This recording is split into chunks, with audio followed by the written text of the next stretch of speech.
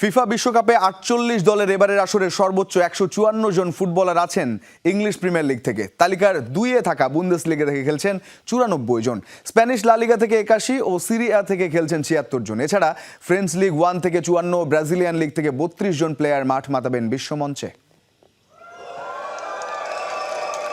Football বিশ্বকাপের রোমাঞ্চে কাঁপছে পুরো বিশ্ব।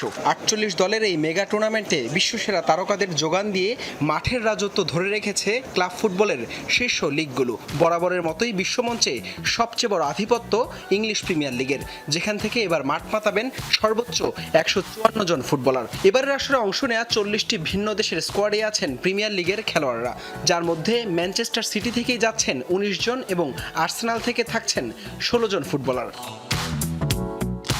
এই তালিকার দ্বিতীয় অবস্থানে জার্মানির শীর্ষ লিগ বুন্দেসলিগা। বিশ্বমঞ্চে এই লিগের প্রতিনিধিত্ব করবেন ৯৪ জন ফুটবলার। এর মধ্যে সর্বোচ্চ ১৮ জন খেলবেন বায়ার্ন মিউনিখ থেকে, আর দ্বিতীয় সর্বোচ্চ ১১ জন থাকছেন বরুশিয়া ডর্টমুন্ডের। স্প্যানিশ লা লিগা থেকে বিশ্বমঞ্চে লড়বেন ৮১ জন ফুটবলার। শীর্ষ ক্লাব বার্সেলোনা থেকে খেলছেন ১৫ জন, যার মধ্যে ৮ জনই আছেন স্পেন দলে। এছাড়া ২-এ থাকা অ্যাথলেটিকো মাদ্রিদ থেকে ডাক পেয়েছেন ১২ জন। ইতালির জাতীয় দল এবার বিশ্বকাপে কোয়ালিফাই করতে না পারলেও সিরিয়া লিগ থেকে মাঠ মাতাবেন ৭৬ জন ফুটবলার, যার মধ্যে ইন্টার মিলান থেকে ১৪ ও ইউভেন্টাস থেকে থাকছেন ১২ জন খেলোয়াড়।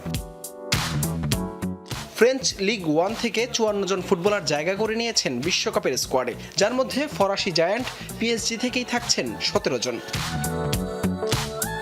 ইউরোপের বাইরে লাতিন আমেরিকার অন্যতম শীর্ষ ব্রাজিলিয়ান লিগ থেকে এবার রেকর্ড ৩২ জন ফুটবলার খেলবেন ২০২৬ বিশ্বকাপে, যার মধ্যে খোদ ব্রাজিলের মূল স্কোয়াডে আছেন মাত্র ৭ জন প্লেয়ার। হাসান আল মারুফ, যমুনা স্পোর্টস।